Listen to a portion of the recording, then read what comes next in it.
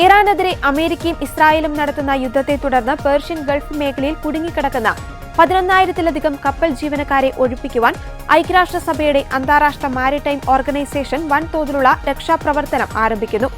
ഇറാന്റെയും ഒമാന്റെയും തീരദേശ രാജ്യങ്ങളുടെയും യുഎസിന്റെയും ഷിപ്പിംഗ് വ്യവസായ രംഗത്തിന്റെയും പൂർണ്ണ സഹകരണത്തോടെയാണ് ഈ വൻകിട ഒഴിപ്പിക്കൽ പ്രക്രിയ നടപ്പിലാക്കുകയെന്ന് IMO സെക്രട്ടറി ജനറൽ ആഴ്സേനിയോ ഡൊമിനിക്സൺ വ്യക്തമാക്കി. രക്ഷാപ്രവർത്തനത്തിനാവശ്യമായ സുരക്ഷാ ഉറപ്പുകൾ ലഭ്യമാക്കിയിട്ടുണ്ടെന്നും സുരക്ഷിതമായ കപ്പൽ ഗതാഗതത്തിനുള്ള സാഹചര്യങ്ങൾ സൂക്ഷ്മമായി വിലയിരുത്തുന്നുണ്ടെന്നും അദ്ദേഹം കൂട്ടിച്ചേർത്തു.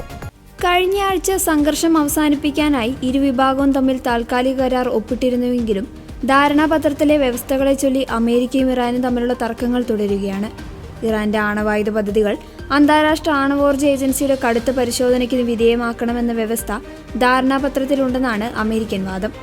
ഇതേക്കുറിച്ച് US president Donald Trump social മീഡിയയിൽ കുറിച്ചതിങ്ങനെയാണ്: ഭാവിയിൽ വലിയൊരു കാലയളവിലേക്ക് ഏറ്റവും ഉയർന്ന തലത്തിലുള്ള ആണവ പരിശോധനകൾക്ക് ഇറാൻ പൂർണ്ണമായും സമ്മതിച്ചിട്ടുണ്ട്. ഇത് ആണവ സാധ്യത ഉറപ്പാക്കും. എന്നാൽ ട്രംപിന്റെ പ്രതികരണത്തിന് തൊട്ടുമുൻപ് കഴിഞ്ഞ വർഷം USഉം ഇസ്രായേലും ചേർന്ന് ബോംബിട്ട് തകർത്ത തങ്ങളുടെ ആണവ നിലയങ്ങളിൽ പരിശോധന നടത്താൻ UN ഏജൻസി അനുവദിക്കില്ല എന്ന് ഇറാൻ വ്യക്തമാക്കിയിരുന്നു. ഇതിനു മറുപടിയായി ഇറാൻ തങ്ങളുടെ ആഭ്യന്തര ജനവിഭാഗത്തെ തൃപ്തിപ്പെടുത്താൻ പലതും പറയുമെങ്കിലും ആണവ പദ്ധതികളുടെ അവശിഷ്ടങ്ങളിൽ ശക്തമായ പരിശോധന നടത്താൻ അവർ സമ്മതിച്ചിട്ടുണ്ടെന്ന് മുതിർന്ന US ഉദ്യോഗസ്ഥൻ പ്രതികരിച്ചത്. ചൊവ്വാഴ്ച പാകിസ്ഥാൻ സന്ദർശിച്ച ഇറാന്റെ പ്രസിഡന്റ് മസൂദ് പെസഷ്കിയാൻ തങ്ങളുടെ പ്രതിരോധ ശേഷിയെക്കുറിച്ച് ആരുമായും ഒരു സാഹചര്യത്തിലും ചർച്ച നടത്തില്ല എന്ന് പ്രഖ്യാപിച്ചു. ഇറാനും USഉം തമ്മിലുള്ള ചർച്ചകളിൽ ബാലിസ്റ്റിക് മിസൈലുകളെക്കുറിച്ച് യാതൊരു പരാമർശവും ഉണ്ടായിട്ടില്ല എന്നും അത് ചർച്ചാ വിഷയമോ ആയിരുന്നില്ല എന്നും പെസഷ്കിയാനൊപ്പം പങ്കെടുത്ത വാർത്താ സമ്മേളനത്തിൽ പാക് പ്രധാനമന്ത്രി ഷഹബാസ് ഷെരീഫും സ്ഥിരീകരിച്ചു. കരാറിനെക്കുറിച്ച് ചർച്ച ചെയ്യാൻ US state secretary Marco Rubio Gulf രാജ്യങ്ങളിൽ പര്യടനം ആരംഭിച്ചിട്ടുണ്ട്.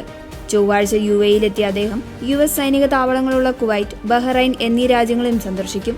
അന്താരാഷ്ട്ര ജലപാതയായ ഹോർമുസ് കടലിടുക്കിലൂടെ കടന്നുപോകുന്ന കപ്പലുകളിൽ നിന്ന് ടോൾ ഈടാക്കാനുള്ള ഇറാന്റെ നീക്കത്തിനെതിരെ റൂബിയോ ശക്തമായി മുന്നറിയിപ്പ് നൽകി.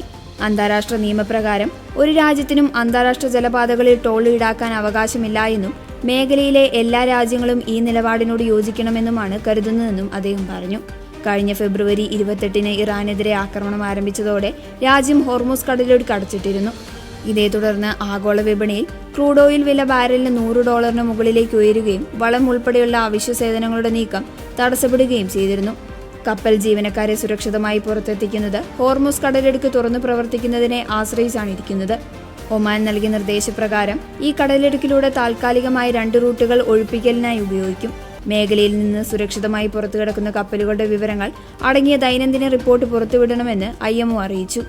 മാരിടൈം ഇന്റലിജൻസ് സ്ഥാപകനായ കെപ്ലർ നൽകുന്ന വിവരങ്ങൾ പ്രകാരം നിലവിൽ 172 കപ്പലുകൾ പുനരാരംഭിച്ച കടലിടുക്കിലൂടെ യാത്ര ചെയ്തിട്ടുണ്ടെങ്കിലും ഇത് യുദ്ധത്തിന് മുൻപുള്ള ശരാശരി നിരക്കിനേക്കാൾ വളരെ കുറവാണ്. ചൊവ്വാഴ്ചത്തെ BBC വെരിഫൈ വിശകലന പ്രകാരം 200-ലധികം ഓയിൽ ടാങ്കറുകൾ ഇപ്പോഴും കടലിടുക്കിനുള്ളിൽ കാത്തുകിടക്കുന്നുണ്ട്.